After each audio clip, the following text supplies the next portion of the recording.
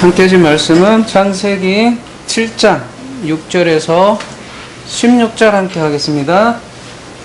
7장 6절에서 16절입니다. 홍수가 땅에 있을 때에 노아가 600세라 노아는 아들들과 아내와 며느리들과 함께 홍수를 피하여 방주에 들어갔고 정결한 짐승과 부정한 짐승과 새와 땅에 기는 모든 것은 하나님이 노아에게 명하신 대로 암수 둘씩 노아에게 나와 방주로 들어갔으며 7일 후에 홍수가 땅에 덮이니 노아가 600세 되던 해 둘째 달 곧 그 달 11의 날이라 그날에 큰 기품의 샘들이 터지며 하늘의 창문들이 열려 40주야를 비가 땅에 쏟아졌더라.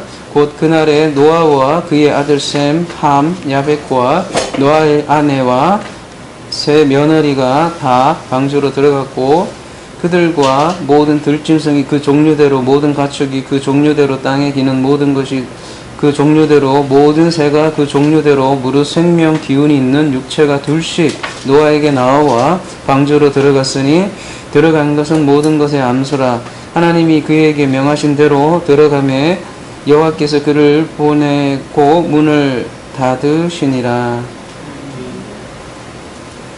우리가 지지난주죠. 38강에서 홍수를 세례라고 봤죠. 세례. 왜 그러냐면 베드로 후서에서 세례라고 증거하기 때문입니다. 그래서 이 노아의 홍수를 이렇게 이해하는 데 굉장히 중요한 개념이에요. 세례라는 것이.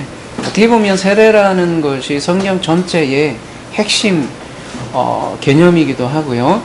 그래서 다시 한 번 더 우리가 베드로전서 말씀을 지난 시간에 다루었지만 다시 한 번 더 우리가 보도록 하겠습니다.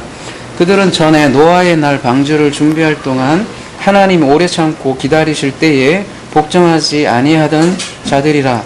방주에서 물로 말미암아 구원을 얻은 자가 몇 명뿐이니 겨우 8명뿐이니라.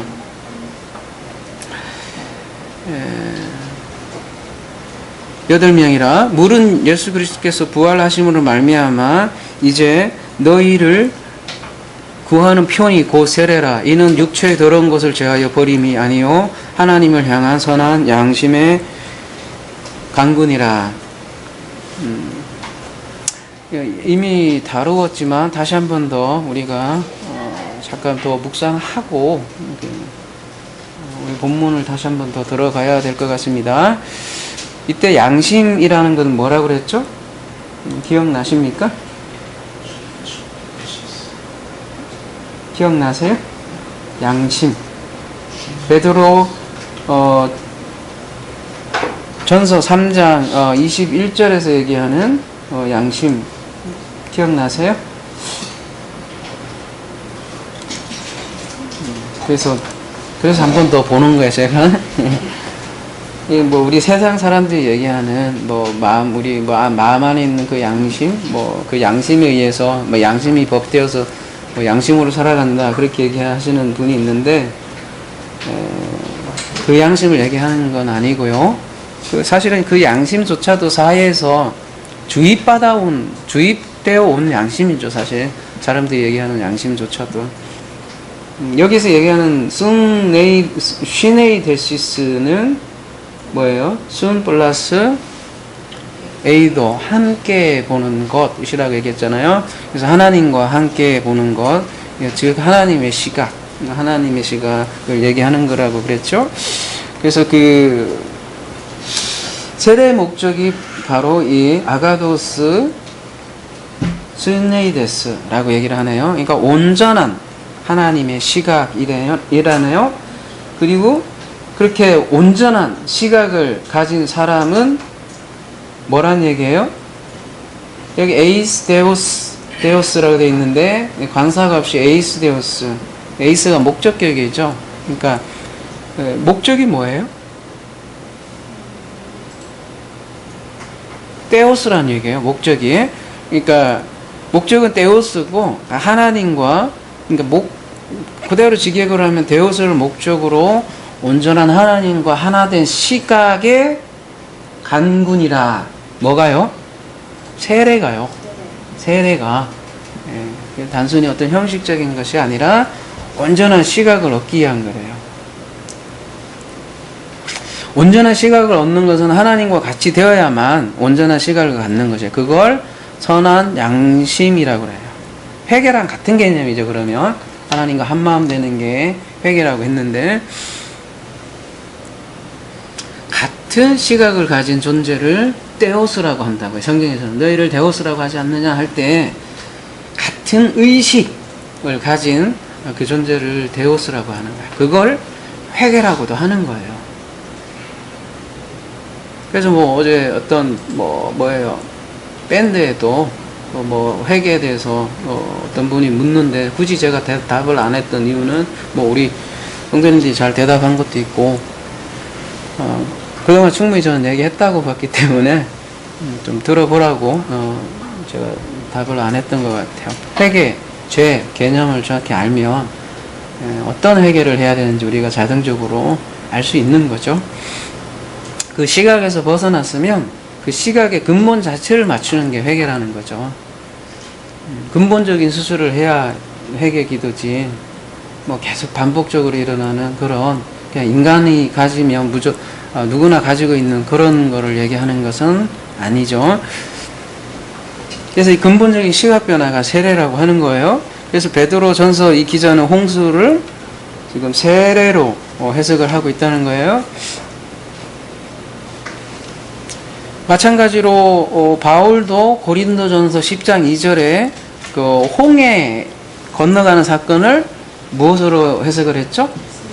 그렇죠. 고린도전서 10장 2절에 의하면 홍해를 건너가는 사건을 사도 바울도 세례로 보았다는 것이죠. 그런 의미에서 이스라엘 백성들도 그 홍수 심판을, 홍해를 건너갈 때 심판을 받은 거예요. 그렇다면 노아의 홍수 심판은 출애굽 홍해 도화 사건과 똑같다는 것이죠. 세례란 무엇이냐? 세례란 무엇일까요?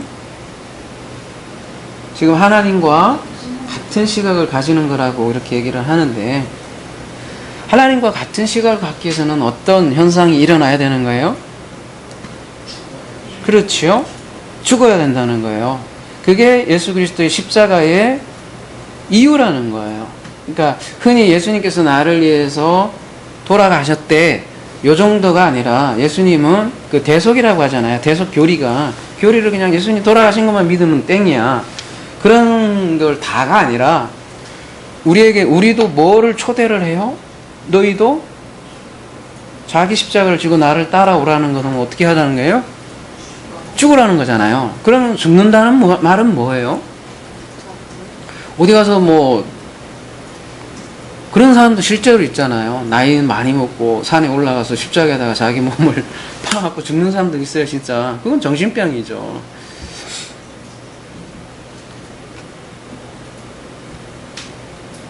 죽는다는 말은 뭘까요? 자기가 죽는다는 말은?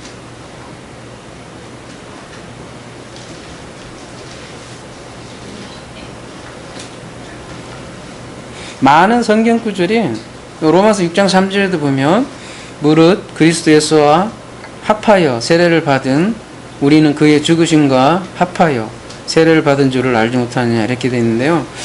다른 번역서 한번 같이 볼게요. 로마서 6장 3절.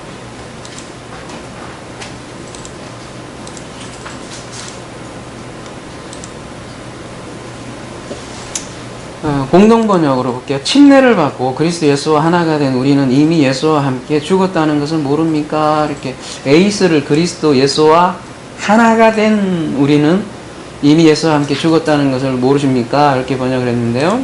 여기는 침례로 번역을 했는데요. 사실 성경적인 의미는 침례가 맞아요. 푹 당겨서 죽는 것, 그러니까 뿌리는 것 갖고는 안 되죠. 푹 당겨서 죽는 거예요. 말하자면 자궁에 다시 들어가는 게 세례예요. 그냥 다시 쑥 들어가서 다시 거듭나는 게 세례죠. 그러니까 세례냐 침례냐 싸울 것도 사실은 그 외적인 거니까 없지만 의미적으로는 침례가 맞다고요. 침수.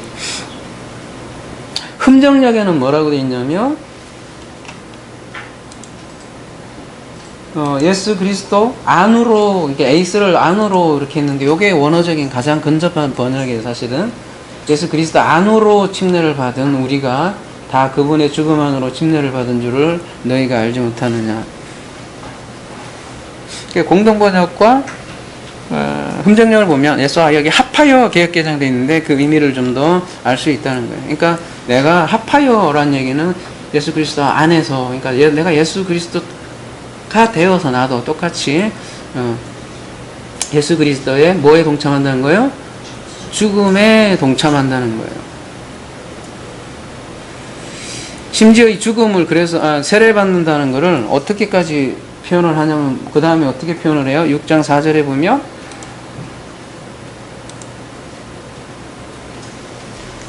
흠정력으로 볼까요? 흠정력으로 보면, 그러므로 우리가 죽음 안으로 침례를 받아 그분과 함께 뭐래요? 묻혔나니, 아예 그냥 묻어버린 거예요. 장사 지내는 거예요. 이것은 그리스도께서 아버지의 영광을 힘입어 죽은 자들로부터 일으켜진 것 같이 우리도 생명의 새로움 속에서 걷게 하려 함이니라. 아예 그냥 무덤에 이렇게 장사 지내는 그런 개념이 아예 세례라는 거예요.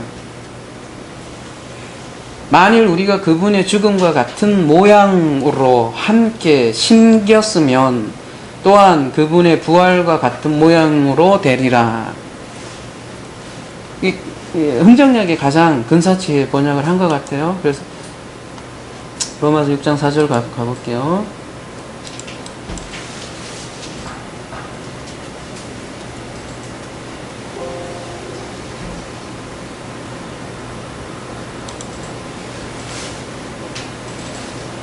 (5절이군요) 여기는 뭐 본바다 이렇게 되어 있는데 그 흠정력처럼 아예 모양으로가 맞는 것 같고요. 이것도 뭐 연합한 자가 되었다 이렇게 했는데 심피토스가 원래 함께 그러니까 심겨지다 그런 뜻이거든요. 그러니까 흠정력이 가장, 그러니까 우리가 그분의 죽음과 같은 모양으로 함께 심겨졌대요. 그래서 또한 그분의 부활 같은 모양으로 되리라 이렇게 번역을 했는데, 이렇게 이해하는 게 좋을 것 같습니다.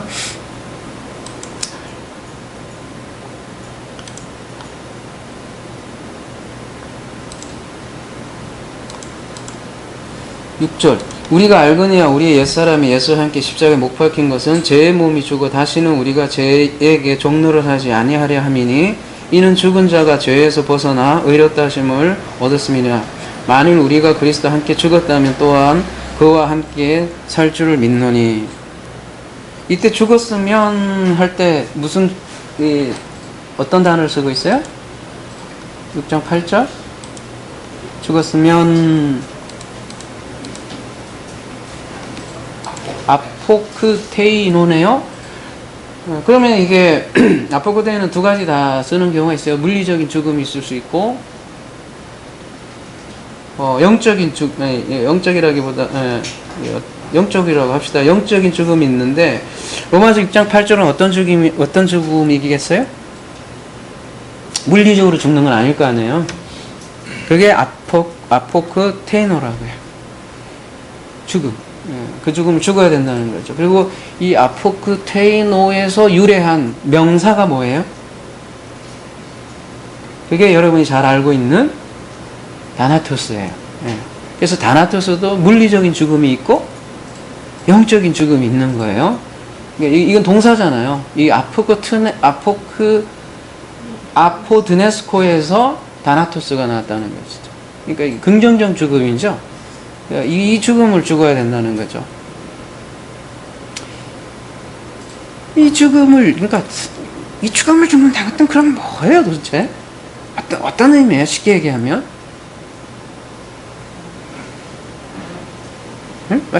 죽는다 하는데, 아까 세례 얘기할 때 뭐예요? 같은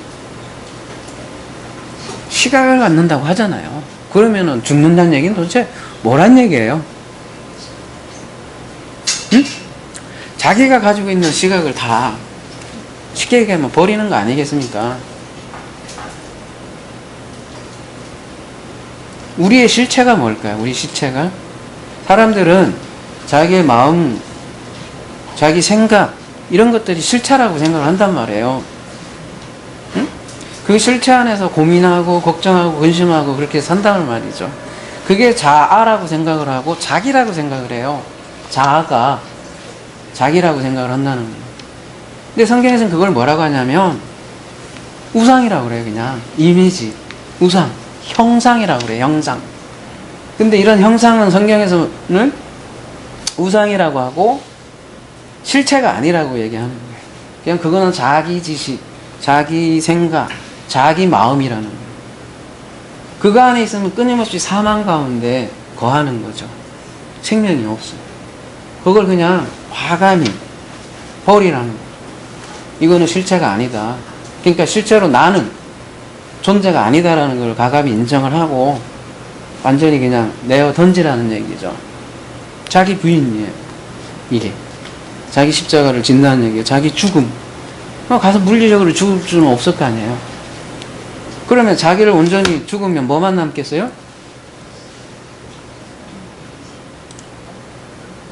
응? 자기를 온전히 버리면 뭐가 남겠어요? 자기를 부인하면 뭐가 남겠냐고요. 나를 버리면 뭐가 남아요?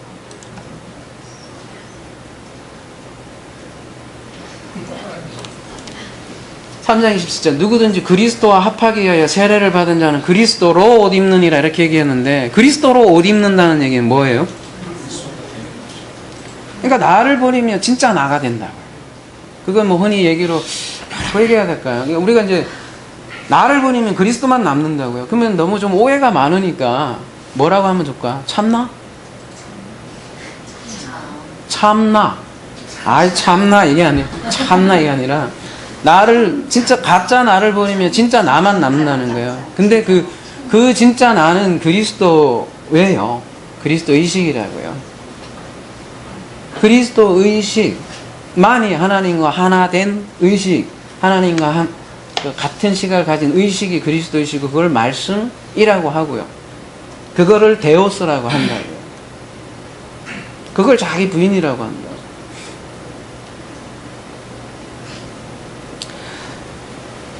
사람들은 자기 몸이 자기 몸이 자기라고 생각을 해요. 이 몸이. 응? 이게 진짜라고 생각을 한다고요. 그래서 여기에 꽉 맥혀갖고 예를 들면 뭐 80년이면 80년 이거밖에 생각을 못 한다는 거예요. 근데 우리의 진짜 실존은 이 몸이 다가 아니라고요. 이 몸은 그냥 우리가 잠시 입은 형상일 뿐이라는 거예요. 근데 우리의 진짜 실존은 이런 형상조차도 없는 불멸의 존재라는 거예요. 영원히 죽지 않는 불멸의 존재가 우리의 실체라고요. 근데 이 자아라는 녀석은 계속 생각, 마음의 꾸러미일 뿐이에요, 그냥. 응? 그것도 어디 계속 어떤 다른 사람들이 얘기해온 것, 들은 것, 이런 걸로 그냥 거짓 형상들로, 꾸러미들로 형성된 게 자아라고 생각을 하고, 그게 실체라고 사람들은 생각을 한단 말이에요. 근데 그런 실체들은 언제든지 없어진다는 것이죠. 이런 거짓 우상 형상들이 없어져야만 진짜 나로 산다는 거예요. 제가 페이스북에는 간단한 글을 올렸는데 나는 이것이다, 나는 그것이다 이렇게 했을 때 이거는 실체가 아닌 거죠. 응? 그냥 I am만 실체인 거예요. 뭐 뒤에 이렇게 보호가 붙으면 그건 실체가 아닌 거예요. 나는 이것이다, 나는 변호사다 예를 들면 뭐 나는 간호사다 이러면 이건 이미 실체가 아니에요. 왜요? 이미 그 사람이 가지고 있는 직업 이런 것들로 그 사람이 규정되잖아요. 근데 우리의 진짜 존재는 규정이 안 돼요. 그냥 I am이에요. 그래서 출애굽기 3장 10절에 그냥 I am이라고 얘기하잖아요. 아무것도 안 붙는 그냥 I am 자체가 우리 진짜 나라고요. 그 뒤에 있는 떨거지 I am mother, I am father 그거 다 여러분 우리가 간섭 전통으로 생각하고 이런 것들을 다 떨거지를 다 제껴버려야 뭐만 남아요? I am만 남는다고요. 그게 진짜 우리 참 나라고요. 진짜 나라는 거죠. 그걸 성경에서는 그리스도로 옷 입는다라고 얘기하는 거예요.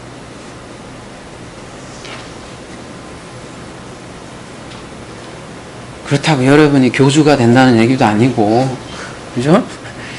이 진짜 인간인 거예요. 진짜 인간의 실존이 전부 다 그리스도 같은, 예수와 같은 존재라는 거죠.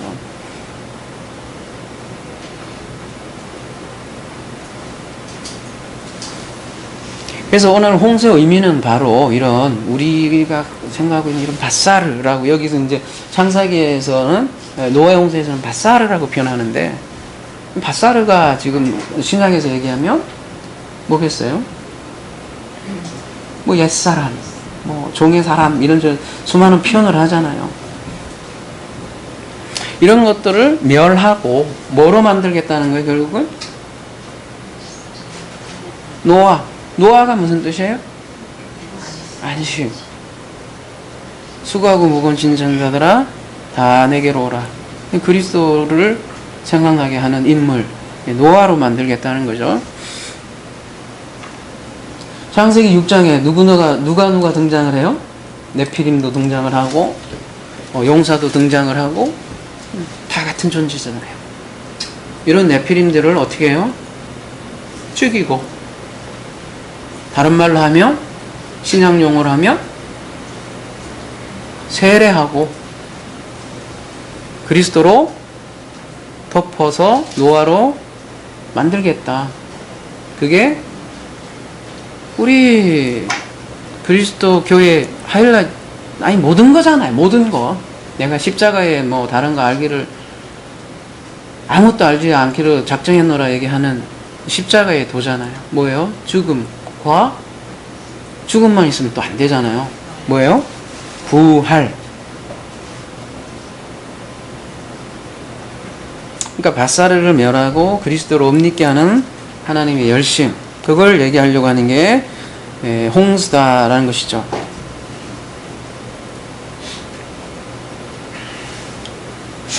많은 사람이 이게 이해가 안 되면, 이게 이런 기본적인 복음을 모르면, 이 노아의 홍수 사건을 어떻게 이해하게 될 수밖에 없어요? 네, 그냥 어떤, 뭐라고 해야 되나요?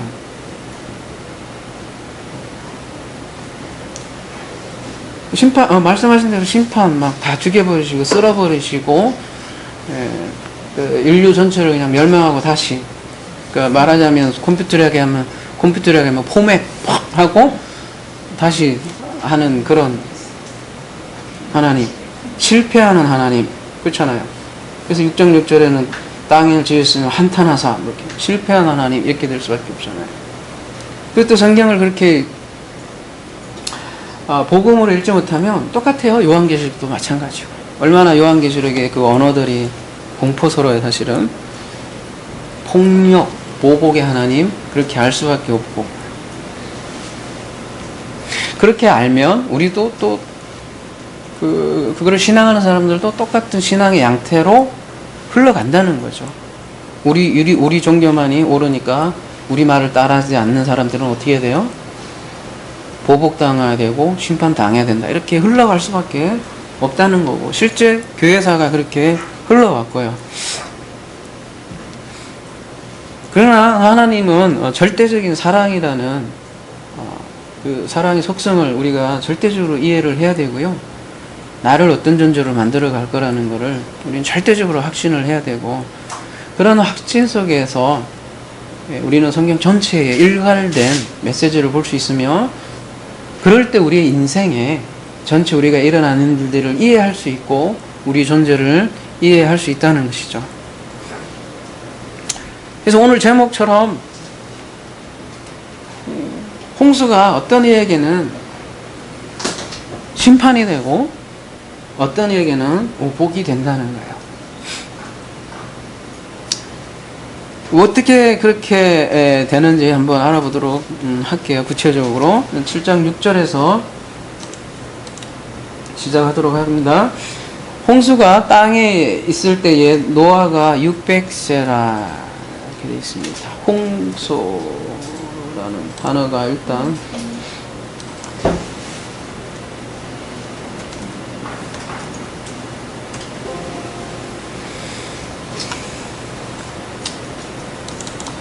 마블인데요, 마블. 성경에 13번 쓰였습니다. 마블이. 근데 쭉 보시면 창세기 7장, 6장, 7장, 9장, 10장, 11장 이렇게 여기에 왕창 다 몰려있네요. 그리고는 never 이게 사용되지 않네요. 다행히 딱 한 번 나오네요. 어디에요? 시편 29편 10절. 여기 가봅시다. 여기 창세기 근처에는 뭐 안 봐도 노아의 홍수하고 관련돼 있을 거고, 시편 29편에 나오니까 뭐라고 얘기되어 있는지 한번 볼게요.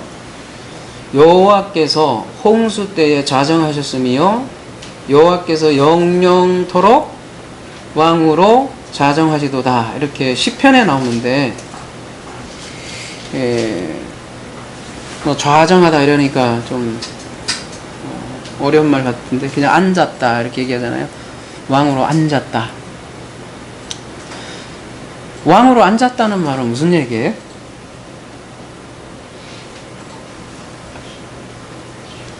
왕, 말라크인데 왕은 무슨 일을 했어요? 고대에 왕은 가장 크게는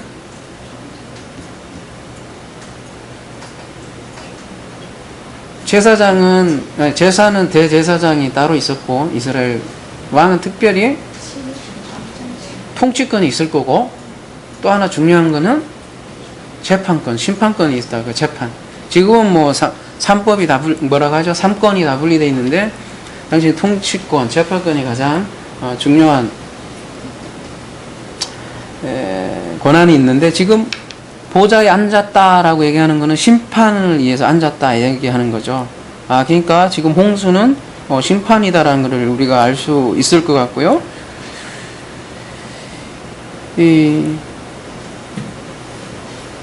일단 성경에서는 심판이라고 얘기를 지금 하고 있고요. 네, 베드로전서에서는 세례라고 지금 해석을 했고, 어쨌든 심판은 분리고 죽음이죠. 근데 어떤 죽음을 죽느냐 이제 문제인데,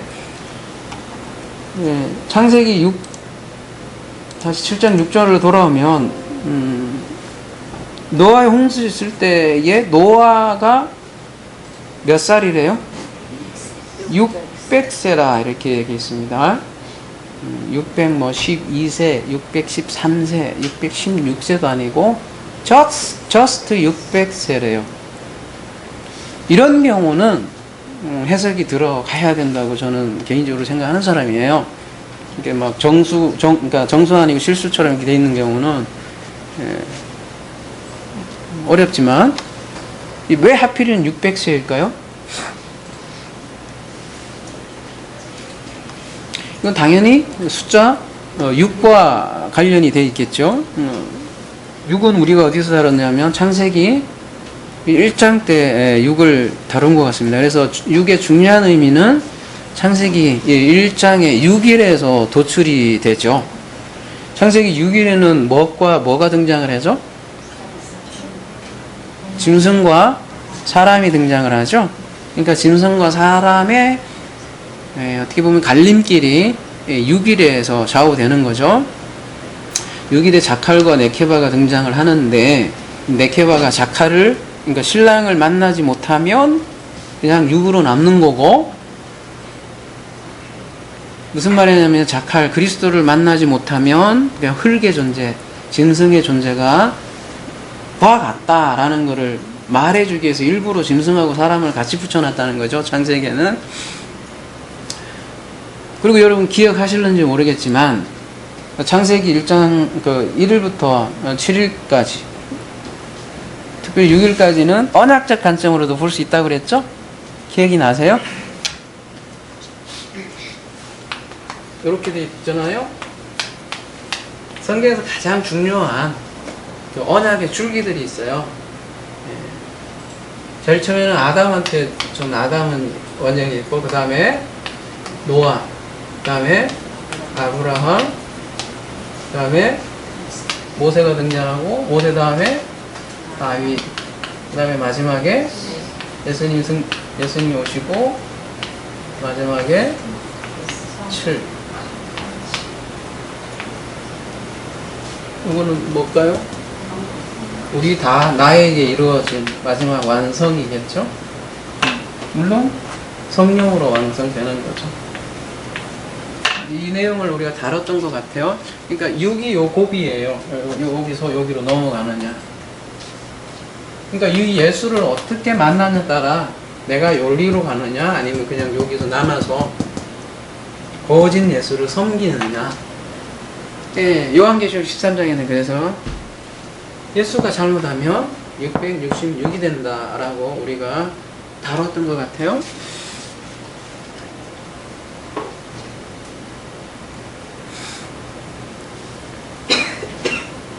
신랑 잘못 만나면 그러니까 예수님을 잘못 만나면 예수님이 불뱀이 된다고요. 성경에서 666은 같다고 했죠. 원래 666이 아니라 그 신약 성경에 계시록 13장에도 666이었어요. 기억하시죠? 600하고 60하고 6하고 같은 메타포로 쓰인다고요. 예를 들면 히브리 노예들이 몇 년간 이렇게 노예 생활을 했죠? 하고 몇 년에 해방을 해주죠? 6년 동안 이렇게 속박되고 그 해방해주는 날은 7년째예요. 그 다음에 도피성은 몇 개가 있죠? 6개 있어. 뭐, 기억나세요? 골리앗 키. 하필이면 몇 규빗이에요? 6규빗. 그리고 골리앗 창. 몇 세겔? 600세겔. 똥똥똥 떨어지는 거. 그 다음에 느부갓네살 왕의 신상의 높이는 60규빗. 그러니까 660하고 좀 다 비슷해. 넓이는요, 그 신상 규빗이, 느부갓네살 왕의 그 넓이가, 신상의 왕의 넓이가 6규빗. 솔로몬이 보면, 열왕기상에 보면, 금방패를 만들었어요. 몇 세겔로 만들었어요? 금을? 600세겔이라는 말로 이렇게 쓰이고,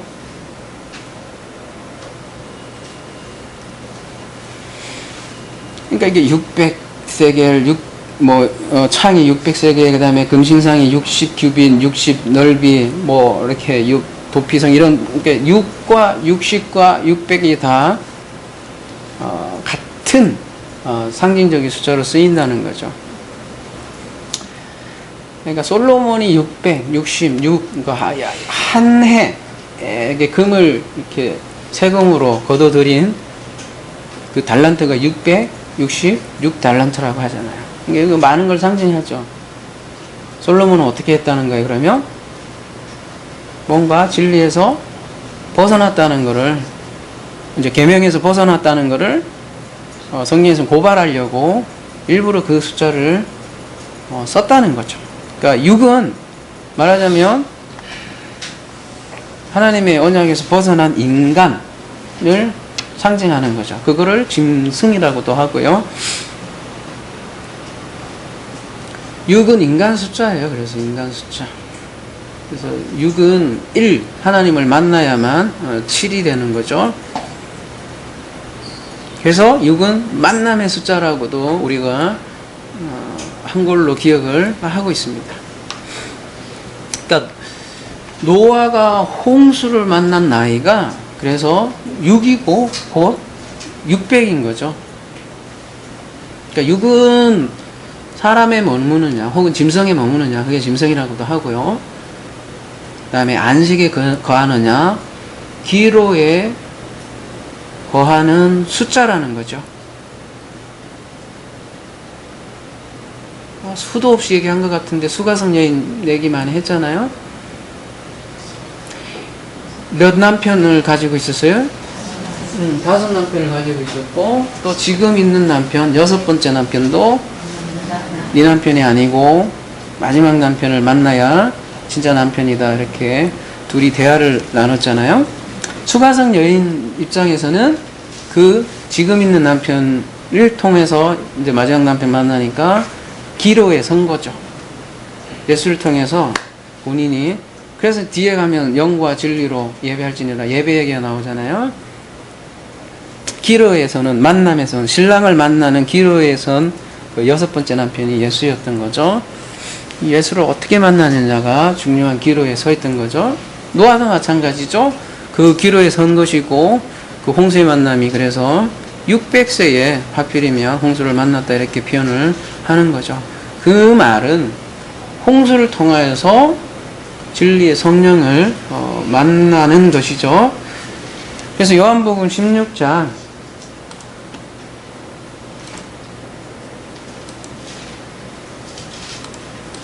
13절에서 15절 함께 보겠습니다.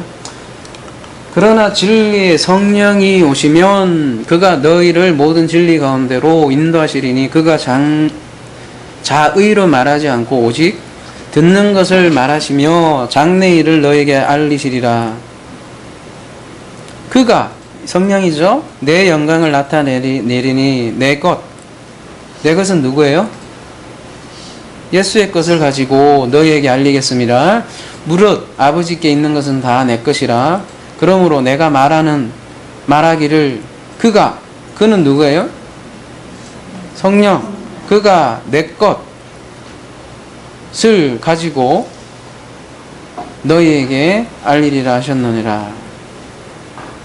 그러니까 예수님께서는 마지막 선지자로 오셔서 말씀을 해주시고, 그 말씀을 해주셔도 어떤 사람은 그냥 값없이 버려버리고, 어떤 사람은 말씀을 받는단 말이에요. 왜요? 그 안에 진리의 영인 성령이 있는 사람은 예수의 말씀을 해석해 주더라 하는 것이죠.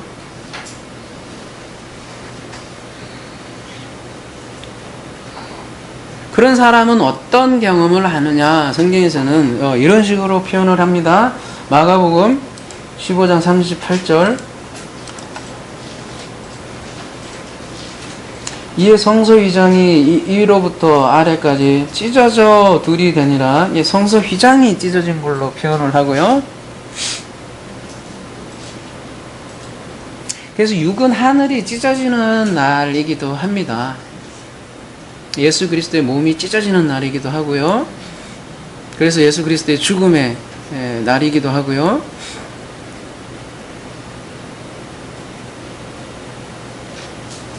굉장히 기로에서는 중요한 날이죠. 마가복음 1장 9절에는 아예 초반에 이미 이제 세례 얘기가 나오잖아요. 그때 예수께서 갈릴리 나사렛으로부터 와서 요단강에서 요한에게 세례를 받으시고 곧 물에서 올라오실 때 하늘이 갈라짐과 성령이 비둘기같이 자기에게 내려오심을 보시더니 하늘로부터 소리가 나기를 너는 내 사랑하는 아들이라 내가 너를 기뻐하노라 하시니라. 예수는 세례를 받을 때 이미 하늘이 갈라졌다 이렇게 표현을 하는 거죠. 이미 홍수 세례를 받으신 것이죠.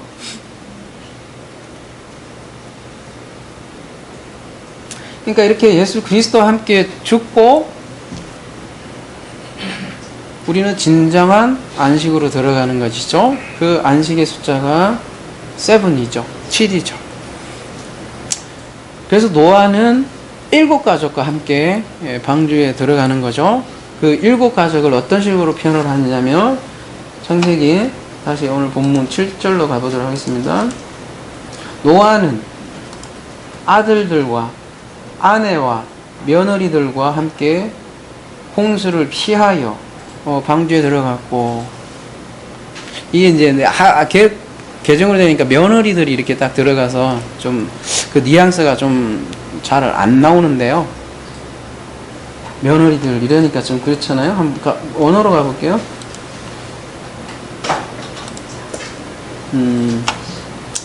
첫 번째 노아 플러스 누구예요? 벤. 그 다음에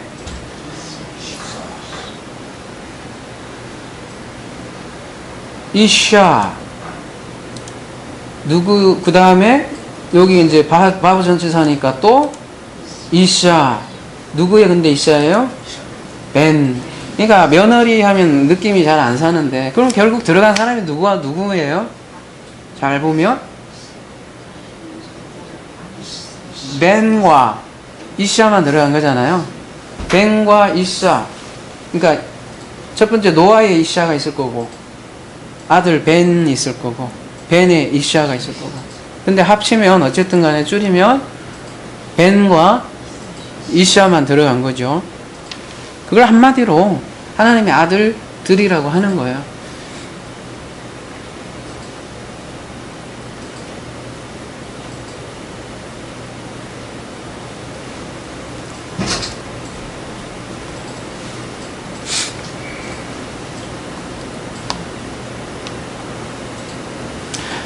노아의 뜻이 뭐예요? 안식이죠? 왜 하필이면 노아가 선택이 되었을까요? 지금 인물로?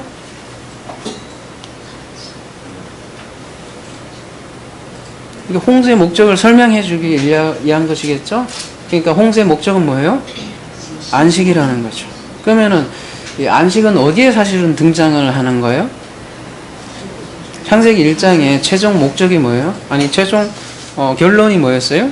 다 창조를 끝내시고 하나님께서 안식하셨다 이렇게 얘기는 하잖아요.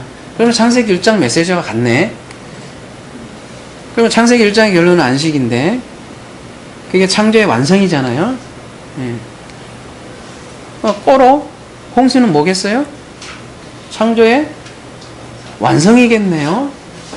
그러니까 세례가 되면 창조가 완성되는 거네요. 죽고 부활하면. 그러니까 안식이란 이 노아의 홍수 맥락에서 정의를 다시 하면 방주에 들어가는 것이 안식이네요. 그다음에 창세기 1장의 맥락에서 얘기를 하면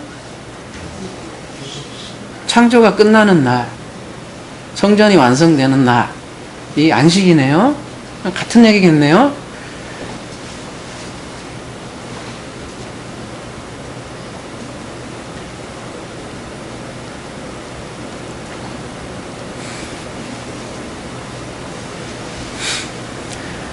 그래서 홍수에 나오는 주인공들, 네피림, 용사, 이걸 계시록에서는 뭘로 설명을 하죠? 용, 짐승, 거짓 선지자로 이제 주인공들이 나타나잖아요. 사탄, 뭐 한마디로 사탄 이렇게 표현을 하고 사탄이 주인공으로 등장을 하는데, 사탄은 누구예요? 하나님을 대적하는 사람, 대적하는 자잖아요. 대적하는 자. 뭐로? 말씀을, 그쵸. 비진리로, 그죠? 말씀을 어떤 식으로든지 변경을 해서 진리를 알아보지 못하게 하는, 하여튼 하나님께 대적하는 존재. 결국은 사람이라는 거죠. 사람 중에서도 특별히 내 자신이 사탄이 될 수 있다라는 것, 아주 중요한 사실을 요한계시록에서는 얘기한다고 했습니다. 이 사실을 깨달을 때 구원이 시작된다고 얘기했습니다. 그래서 이러한 사탄과의, 그러니까 나죠. 이 사탄과의 나와 전쟁이 성경에서 말하는 전쟁이고, 그 전쟁을 계속 요한계시록에서는 그린 거고, 노아의 창세기 지금 6장 7장에서는 홍수로 그리는 것이죠. 그런 면에서 전쟁의 완성이 7이기도 하고요. 그 전쟁으로 완성된 존재들이 하나님의 아들들, 노아의 이샤, 벤의 이샤. 그래서 노아의 가족이 하필이면 7명이라는 거죠. 그래서 흔히 그냥 8 이렇게만 알고 있지만 1 플러스 7로 이해하는 게 더 좋을 것 같습니다. 요한계시록과 사실 똑같은 메시지라는 거예요. 홍수는 나를 향한 하나님의 진노, 띠모스, 열심, 열정이라는 거죠.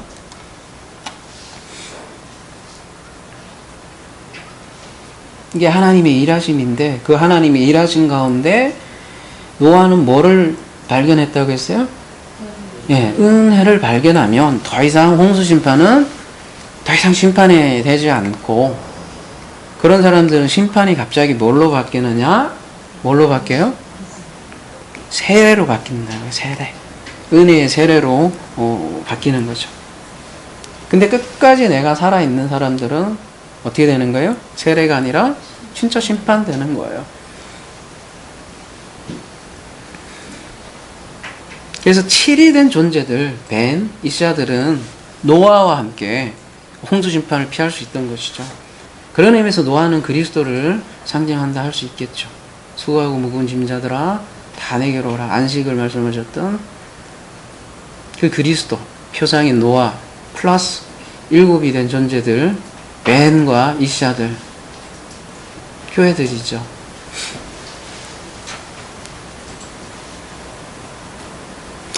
그 사람들은 홍수가 아니라 세례로 다가왔고 그 비가 하나님의 임재의 비로 맞게 되는 거죠. 창세기 7장 8절 가보도록 하겠습니다.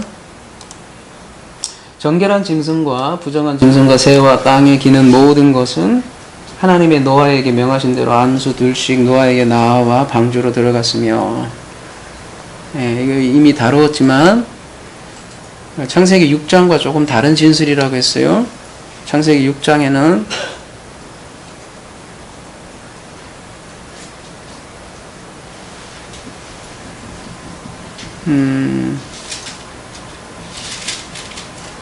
6장 19절 20절 기억나세요? 19절 20절에는 둘씩이라고 되어 있고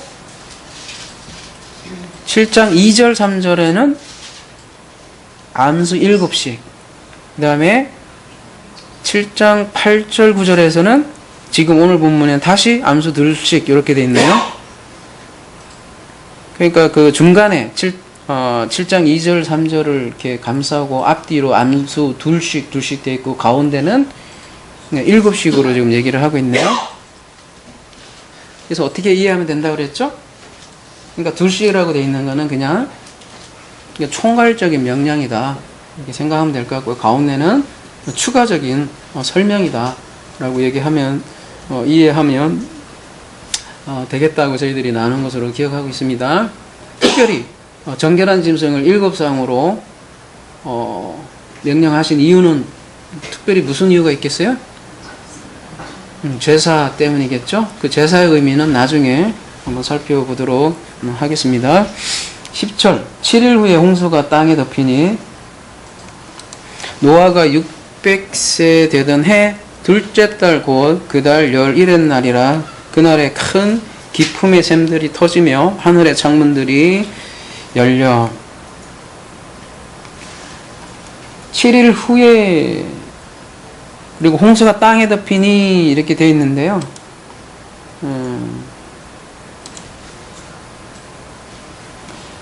둘 다 그냥 하야 동상 썼어요. 7일 후에 라고 되어 있는데 그 다음에 홍수가 덮이니 할 때도 하야. 그러니까 이 하야가 참 이게 뭐라고 하나 그 뭐라 하지? 되게 뭐 거시기처럼 다 쓰이는 단어인 거죠. 하야하면 다 되는 거예요. 영어에 뭐예요? 이게 뭐 두처럼 뭐 다 되는 건데 아무튼 뭐 7일 후에 이렇게 의역을 굉장히 해놨는데 쉽게 얘기하면 그냥 7일이 되었다. 원래 그냥 아예 그냥 직역하면 7일이 되었다잖아요. 7일이 되었으니까 후에라고 이렇게 번역을 했겠죠. 그 다음에 땅 위에 홍수가 있었다 이렇게 번역하면 원초적이겠죠. 근데 이거를 어떻게 해요? 좀 더 다이내믹하게 덮었다 이렇게 표현을 했겠죠.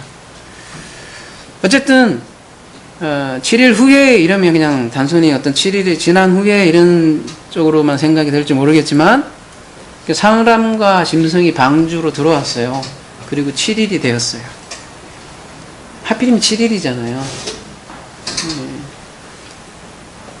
그냥 쓰지 않는다는 거죠. 이런 숫자를. 아까도 말씀드렸지만 7은 창세기 7일의 언약의 숫자잖아요. 창조의 그 안식의 숫자고, 완전하게 될 때 홍수가 임한 거죠. 7일이 되어야 이제 홍수가 임하는 거죠. 그리고 7일이 된 날에 지금 뭐라고 돼 있어요? 큰 기품의 샘들이 터지고 하늘의 창문들이 열렸다, 이렇게 표현을 하고 있어요. 큰 기품의 샘들, 그 다음에 하늘의 창들이 열렸으니까 이걸 보통 어떻게 해석을 해요? 뭐 창조각이나 문서주의자들, 여자주의자 해석하는 사람들은 어떻게 얘기해요? 이게 대홍수니까 그냥 홍수로는 안 된다는 거죠.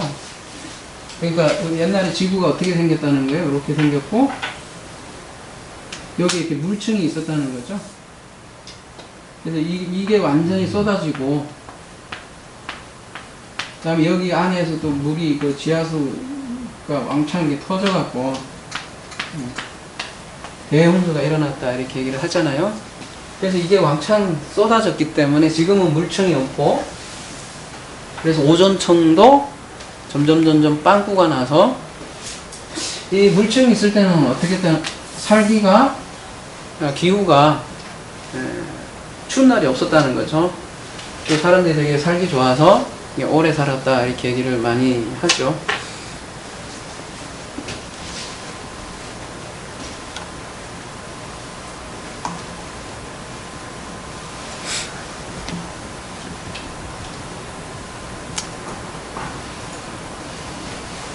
근데 창세기 1장에서도 말씀드린 것 같은데 얼어버려요, 그냥. 이렇게 되면. 대기권에 뭐 이렇게 여러분 에베레스트산 있죠? 그거 한번 가도 다 얼어버려요, 사실은. 자식도 없는데 성경에서 그걸 얘기하려고는 아니겠죠. 성경에서 해석하는 바가 있어요. 이 똑같은 단어가 오늘 굉장히 중요한 말씀으로 등장한 게 시편 36편 볼게요. 오늘 일단 여러분 잘 기억하세요. 큰 기품의 샘들, 그러니까 큰 기품, 그러니까 태흠, 라브, 요거를 좀 잘 기억하세요. 그 다음에 요 옆에 아루바, 샤마임, 파타우, 요 세 단어 5개인데 잘 기억하세요. 일단 태흠, 라브라는 걸 잘 기억하시고, 똑같은 표현이 어디에 있냐면 시편 36편 6절에 가보면 여호와여 주의 인자하심이 하늘에 있고 주의 성실하심이 공중에 사무쳤으며,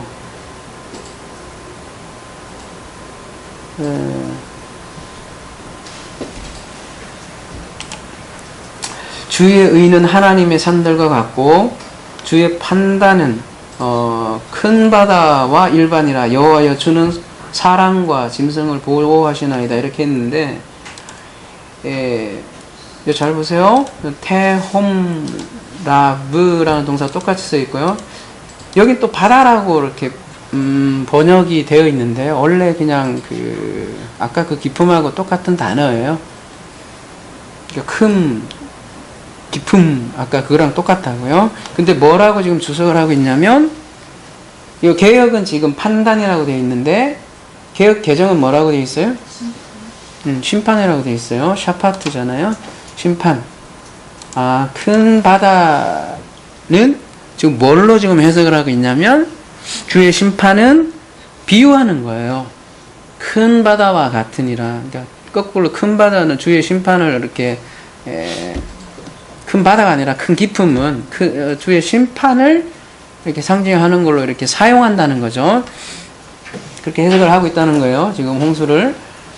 그 다음에 하늘의 창문들이 열린다는 거는 똑같은 이 세 개의 단어가 나오는 것을 쭉 봤더니 어디에 나오냐면, 여러분 말라기서 3장 10절 한번 가볼게요.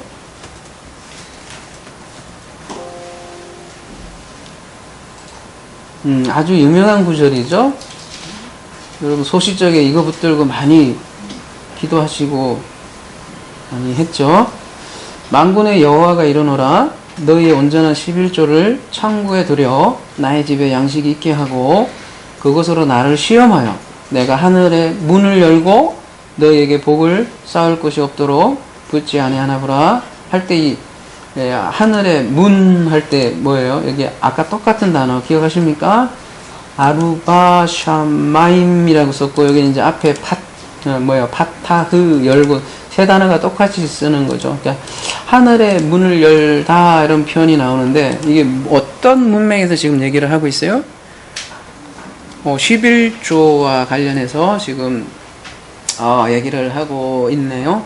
우리가 11조에 대해서 한번 나눴던 것 같은데 약간 다시 한번 간략하게 정리를 하자면 11조의 실체는 뭐라고 그랬었죠? 11조의 실체는 그리스도다라는 것이죠. 그러니까 모든 진리는 예수 그리스도의 십자가에서 완성이 되었고요. 예수께서 죄로 인류의 대표로 모든 사람을 대신해서 첫 열매로 하나님께 바쳐졌죠. 그러니까 우리가 들어야 할 자리에 예수님께서 속전으로 드렸던 것이 11조라는 것이죠. 그러니까 우리의 모든 11조를 대신해서 그리스도께서 11조가 되신 거죠. 그래서 11조는 일종의 전리품이라고 그랬잖아요. 전리품.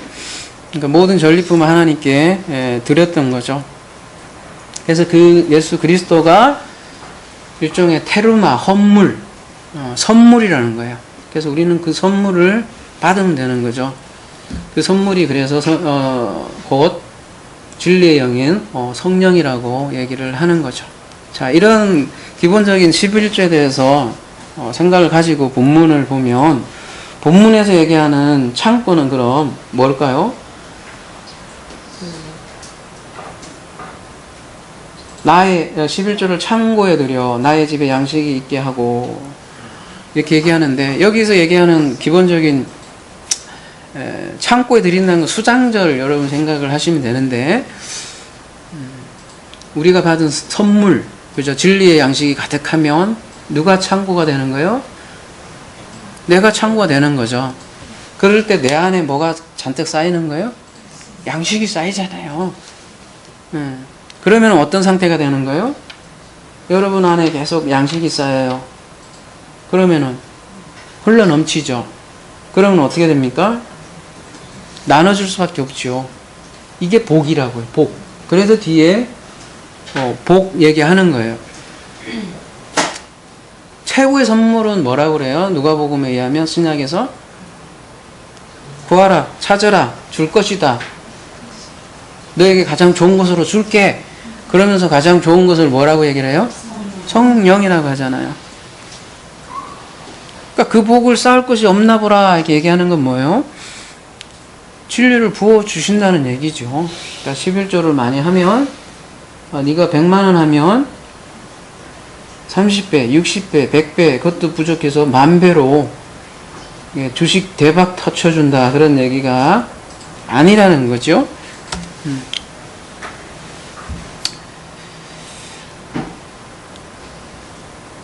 그런 맥락에서 나온 건데 지금 똑같은 단어를 지금 쓰고 있어요. 샤마임, 아루빠, 파타흐.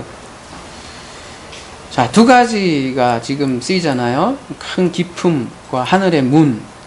큰 기품은 아까 뭘로 표현을 해요? 심판으로 표현을 하고 있고 여기 하늘의 문이 열린다는 거는 뭘로 표현을 하고 있어요? 복. 복으로 지금 얘기를 하고 바라크로 얘기하고 있잖아요. 그래서 심판과 복이 되는 홍수 제목을 잡은 이유가 이거라는 것이죠. 모두에게 홍수가 임하는데 쉽게 얘기해서 그 밑에 깊은 바다가 터지면 그 아랫물이 터지는 거고 위에 하늘문이 터지면 뭐가 터지는 거예요? 인물로 터지는 거예요. 비는 모두에게 내려요. 우리 가운데서도 예를 들면 마태복음 5장 45절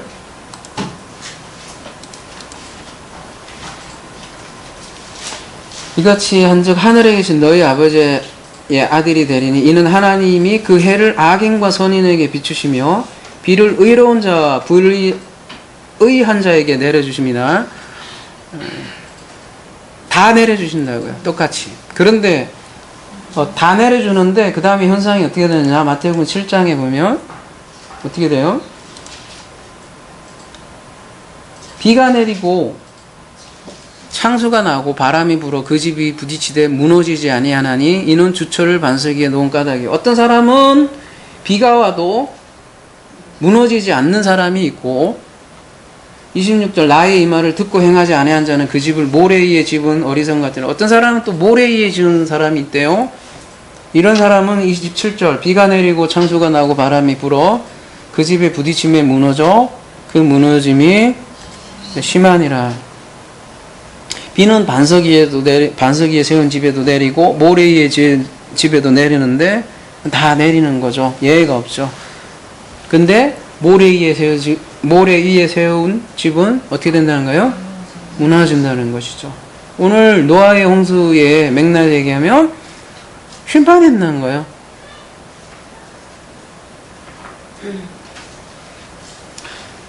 우리 인생의 삶도 똑같은 것 같아요.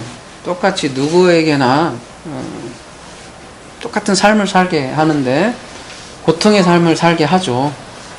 환난도 주어지고. 근데 어떤 사람은 그 환난을 통해서 그걸 통해서 구원이 되고 구원을 발견하고 하나님의 은혜를 발견하는데 어떤 사람은 어떻게 돼요? 그 환난을 어떻게 해요? 저주하죠. 저주하다가 어떻게 해요? 죽어요. 그냥 똑같이 고통스러운 사건을 만나는데도 어떤 사람은 홍수하고 똑같죠. 환난이 저주가 되고 어떤 사람은 그걸로 인해서 하나님을 발견한다는 거죠.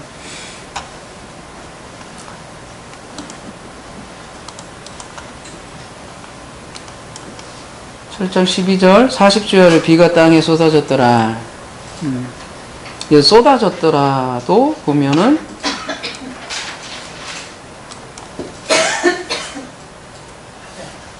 요것도 하야예요. 그러니까 다 돼. 하야 안 하면 다 돼. 그냥. 여러분 6절에 홍수가 있을 때에 그것도 뭐라고 돼 있어요? 여러분이 한번 확인해 보세요. 요것도 하야잖아요. 10절에 보세요. 10절에 보면 홍수가 덮이다 할 때도 하야고, 그 다음에 12절에 지금 비가 쏟아졌더라 할 때도 하야예요. 자, 이게 무슨 의도일까요? 홍수가 있을 때 홍수가 덮이고 홍수가 쏟아졌다. 똑같은 단어인데 굉장히 드라마틱하게 지금 의역을 했죠. 뭘 강조하기 위함이에요? 점점 비가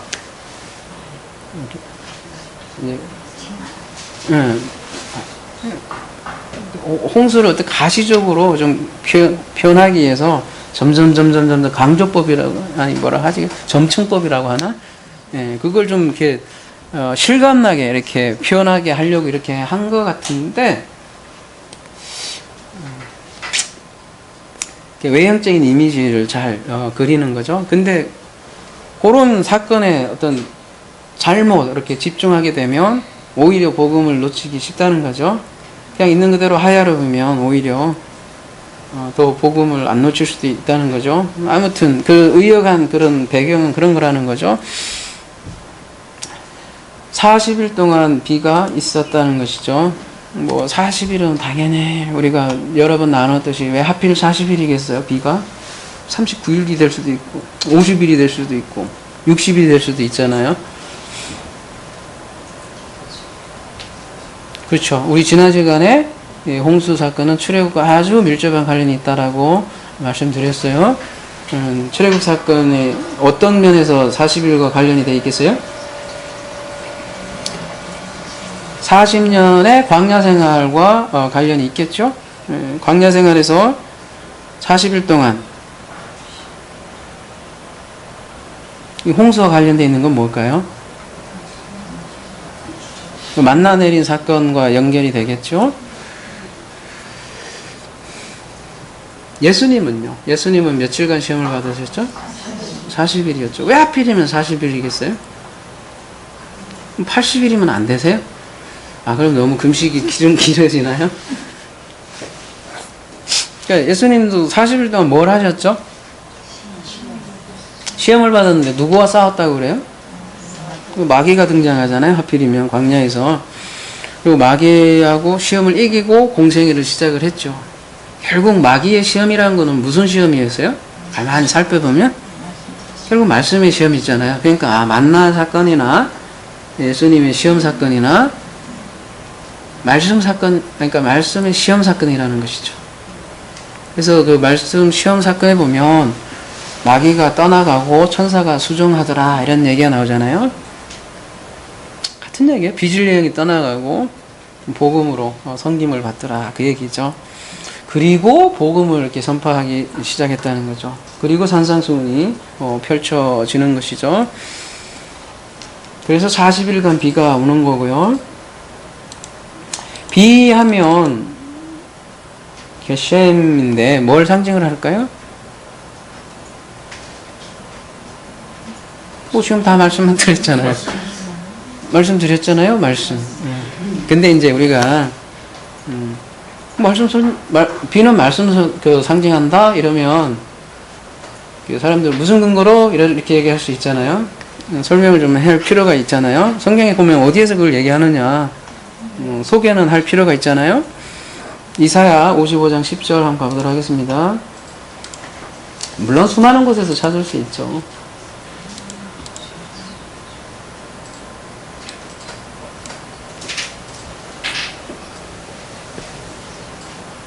이는 게셈 비와 눈이 하늘로부터 내려서 그리로 되돌아가지 아니하고 땅을 적셔서 수출이 나게 하며 싹이 나게 하여 파종하는 자에게는 종자를 주며 먹는 자에게 양식을 준과 같이.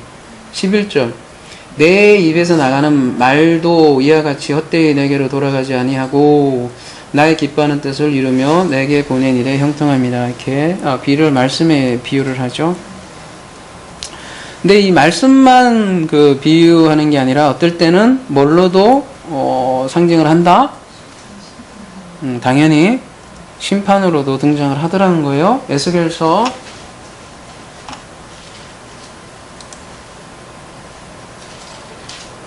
13장 11절 그러므로 너는 해칠한 자에게 이르기를 그것이 무너지리라. 폭우가 내리며 큰 우박덩이가 떨어지며 폭풍이 몰아치리니 이렇게 되어 있어요. 폭우 할 때 게셈이라고 되어 있습니다. 38장 에스겔서 38장 22절 또 내가 또 전염병과 피로 그를 심판하며 쏟아지는 폭우와 큰 우박덩이와 불과 유황으로 그와 모든 무리와 그와 함께 있는 많은 백성에게 비를 내리다 하리라. 근데 에스겔서 34장 26절에는 또 뭐라고 되어 있냐면 내가 그들에게 복을 내리고 내 산 사방에 복을 내리며 때를 따라 소낙비를 내리되 복된 소낙비를 내리라. 이게 무슨 얘기예요? 그러니까 이중성이 항상 있다는 거죠. 비가 얼마나 고마워요. 사실 우리 생활을 봐도. 근데 이 비가 이렇게 적절할 때 안 내리면 어떻게 되는 거예요? 재앙이 되잖아요. 세상에 비만큼 무서운 게 없어지잖아요. 나중에 보면 폭우 막 폭풍 해갖고 막 몰아치면 우리 다 작살나잖아요. 예. 그게 그런 자연현상을 통해서도 이미 말씀을 하는 거죠. 두 가지 다가 있더라는 얘기죠. 창세기 7장 13절 곧 그날에 노아와 그의 아들 셈, 함, 야벳과 노아와 아내와 세면이가 다 방주로 들어갔고 또 똑같은 진술이 나오는데 여기서 특별히 13절에 곧이라는 말이 좀 애매하게 좀 번역이 되어 있는데 단어를 보면 엣잼이라는 단어로 쓰이고 있어요. 엣잼 어디에서 본 단어예요? 여러분 혹시 기억나세요? 곧 그날에 이렇게 되어 있는데 애잼이라는 단어를 썼어요. 애잼. 어디서 본 단어예요? 이렇게 컨닝 하세요. 예, 보면. 여기 있잖아. 응? 여기 컨닝 하세요. 뭐라고 돼 있어요? 뼈라고 돼 있잖아요. 뼈. 애잼. 뼈. 어디서 많이 본 거예요? 네, 뼈 중에 뼈요. 살 중에 살이 할 때 그 뼈 맞아요. 예, 거기에서 등장했던 단어예요. 그럼 이 뼈가 왜 곧이야? 하필이며? 이게 좀 이상하지 않아요? 도대체 왜 이 말을 사용했을까 한번 생각해 볼 필요가 있겠죠? 뼈라는 건요, 똑같다라는 뜻을 가지고 있어요. 똑같다. 그래서 곧 이렇게 했는데, 예를 들어서요, 출애굽기 24장 10절 한번 가볼게요.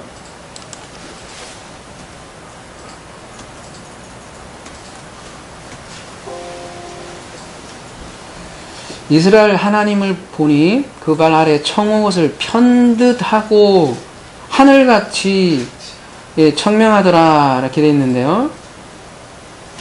하늘같이라고 되어 있는데 그 흠정력이 이럴 때 보면 잘 번역할 때도 많더라고요. 보니까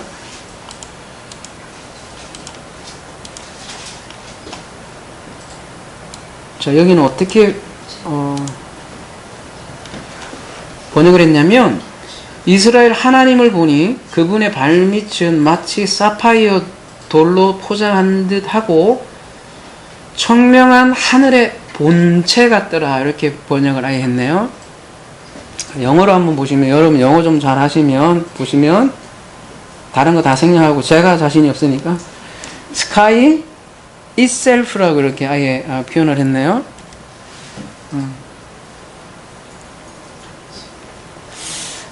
이게 무슨 뜻이냐면요, 출애굽기 12장 17절 한번 가볼게요.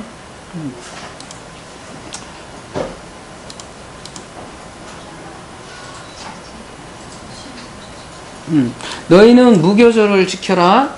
이날에 내가 너희 군대를 애굽 땅에서 인도하여 내었습니다. 그러므로 너희가 영원한 규례로 삼아 대대로 이 날을 지키라 할 때, 너희는 무교절을 지키라. 이 날에 할 때 이게 애잼을 썼거든요. 완전히 똑같다라는 표현이 애잼이에요. 뼈. 네가 뼈 중에 뼈, 내 살 중에 살이라는 거는 너하고 나하고 똑같다 그런 표현을 하는 거거든요. 그러니까 영어로 얘기하면 self same, 똑같아. 무슨 얘기냐면, 너희는 무교절을 지키는데 이날에, 이런 얘기는 무교절을 지키는데 이날과 똑같이 지켜라, 그 얘기를 하는 거거든요. 출애굽은 바로 그날처럼 똑같이 너희는 무교절을 지키라, 그런 말이에요. 창세기 2장 뼈 중에 뼈, 이 고백은 너와 나하고 같다. 근데 에베소서에 얘기하자면, 그 너와 나를 뭘로 표현을 해요? 그리스도와 교회다 이렇게 얘기하잖아요. 그 얘기는, 그리스도와 교회는 어떻게 하다? 똑같다. 그 얘기를 하는 거라고요. 그래서 곧 그런 뉘앙스를 가지고 이거를 좀 어렵나? 곧 그날의 얘기는 그 얘기라고요.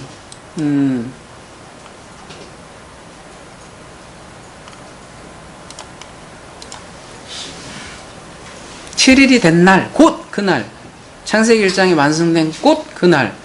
안식이 된 날. 그래서 그 7일이 되어야 하나님의 아들들 4명의 이샤, 굳이 명으로 얘기하면 4명의 벤, 방주에 들어간다는 거죠. 그날이 언제 그러면? 창세기 2장하고로 얘기하면 뼈 중에 뼈, 하나 된 날. 그게 무슨 날이에요? 둘이? 혼인잔치로 표현하잖아요. 혼인잔치. 그래서 결혼식 날 보면 그 얘기 그걸로 많이 주례도 하잖아요. 혼인잔치라고 해요. 그래서 혼인잔치 날 뭐에 들어가는 거예요? 방주에 들어가는 거예요. 근데 무슨 일이 일어나느냐? 볼게요. 마지막 그들과 모든 들짐승이 그 종류대로 모든 가축이 그 종류대로 땅에 기는 모든 것이 그 종류대로 모든 새가 그 종류대로 무릇 생명 기운이 있는 육체가 둘씩 노아에게 나와 방주로 들어갔으니. 16절 들어간 것들은 모든 것의 암수라 하나님이 그에게 명하신 대로 들어가매 여호와께서 그를 들여보내고 문을 닫으시니라. 문을 닫으시니라. 요거에 주목해 보기 바랍니다. 이 문맥 전체가 이 혼인잔치 문맥인데, 마태복음 25장, 우리 이제 요한계시록과 이제 묘하게 물리는데요. 10절.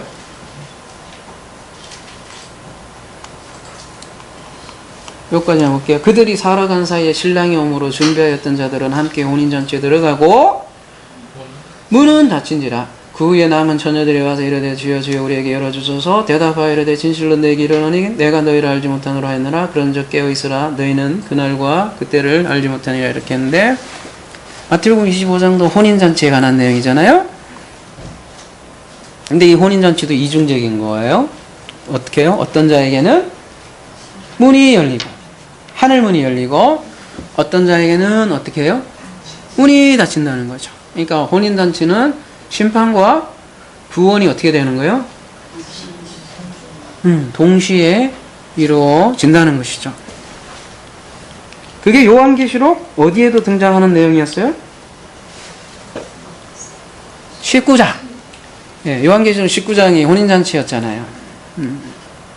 앞부분은 구원이 이루어지는 장면이고 뒤에는 심판이 이루어지는 장면. 혼인잔치 날에 어떤 이는 백마탄 그리스도가 등장을 하고, 어떤 이는 뭐가 등장을 해버려요? 안타깝게 새가 막 날아들잖아요. 그리고 어떤 이에게는 어떤 사람은 디아데마를 받아버리고 면류관 자꾸 바라는데, 심판의 면류관인 디아데마가 딱 주어지고, 어떤 이에게는 잘했다 충성된 종아 스테파노스를 딱 주어지는 날이 바로 계시록 19장의 혼인잔치였잖아요. 근데 그 기준이 뭐냐? 마태복음 25장에 의하면 기름을 가지고 있느냐 없느냐, 그게 따라 달라졌잖아요. 말씀을 맺겠습니다. 지금도 우리는 어떻게 보면 끊임없는 홍수 속에 살아요, 실제로. 어떤 홍수요? 네, 사실은 말씀 홍수 넘쳐나서 살아요, 사실은. 인터넷, TV, 여러분 다 뒤져보세요. TV만 틀면 하여튼 그 기름이 잘잘잘 흘러요. 근데 그 기름이 성령이냐, 진짜 그 말 그대로 그냥 기름 잘잘 흐르면 돼지 기름이냐? 그 말씀이라 하기도 그러네. 설교들이, 근데 그 아랫물이라면 어떻게 되는 거예요, 그거는? 예, 홍수 심판되는 거예요. 지금 오늘날 21세기에도. 근데 인물로 취해질 때는 어떻게 해요? 하늘문이 열려서 너희에게 복을 주나 안 주나 보라. 11조를 내 창고에 들여라. 그리스도를 네 성전에 들어간 자는 그 안에 진리가 넘쳐서 복이 넘치나 안 넘치나 보라. 예? 이렇게 복으로 임하는 사람이 있고, 그저 그냥 11절 돈인 줄 알고 열심히 하면 나의 어떤 채워줄 거라 이렇게 생각을 하면 돈을 이렇게 홍수로 맞더라도 그 돈이 저주가 된다는 거예요. 아무쪼록요, 예. 여러분 말씀 가운데, 항상 말씀 접하는 가운데 항상 깊은 바다의 물이 아니라 정말 하늘에서 열려지는 폭포수와 같은, 하늘이 열려서 너는 내 아들이다 이런 음성을 늘 들어가면서 하나님의 성령의 임재에 충만한 그런 삶을 사는 저와 여러분이 되기를 예수 그리스도 이름으로 기도합니다.